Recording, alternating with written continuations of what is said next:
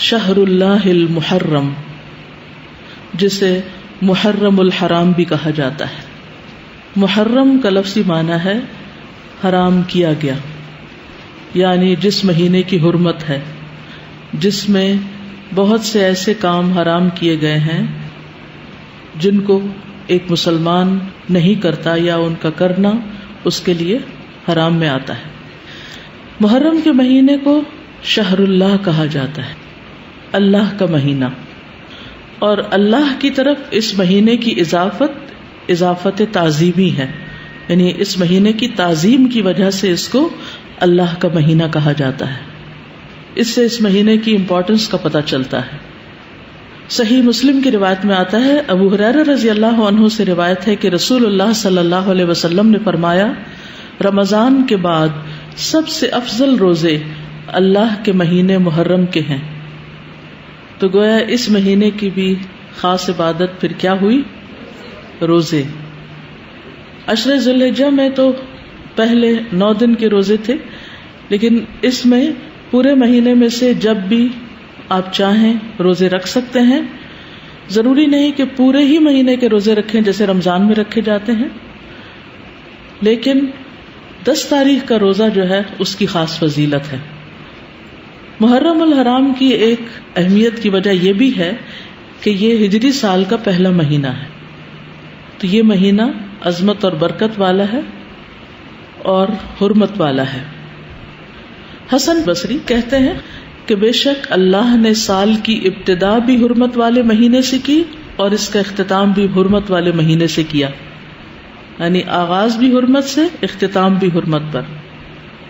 سال میں رمضان کے بعد اللہ کے ہاں محرم سے بڑھ کر عظمت والا کوئی مہینہ نہیں۔ تو اس سے کیا پتہ چلتا ہے کہ اگر کسی چیز کی ابتدا میں بھی حرمت ہے اور انتہا میں بھی، تو پھر ان دو کے بیچ میں کیا ہونا چاہیے؟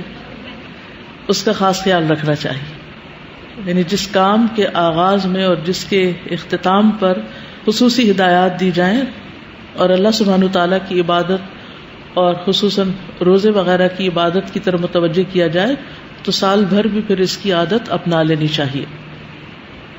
نئے سال کا آغاز جو ہے وہ دعا سے کرنا چاہیے۔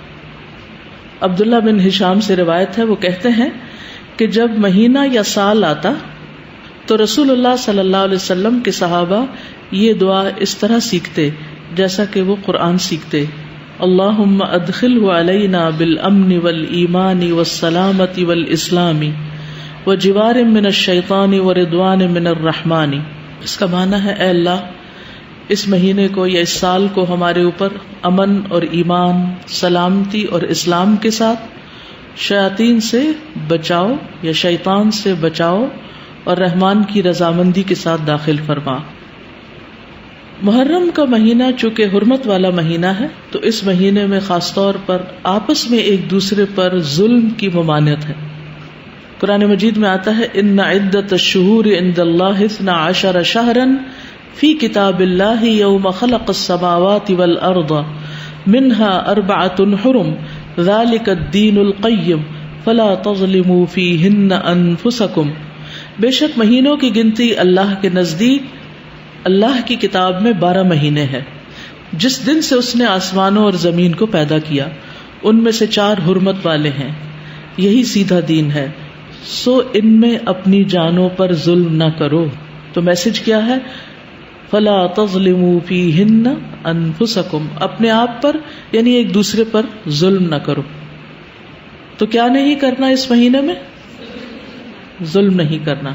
ظلم کی کون سی شکلیں ہوتی ہیں؟ ظلم ہوتا ہے کسی کو اس کے حق سے محروم کرنا، کسی کا حق چھیننا، کسی کا حق مارنا۔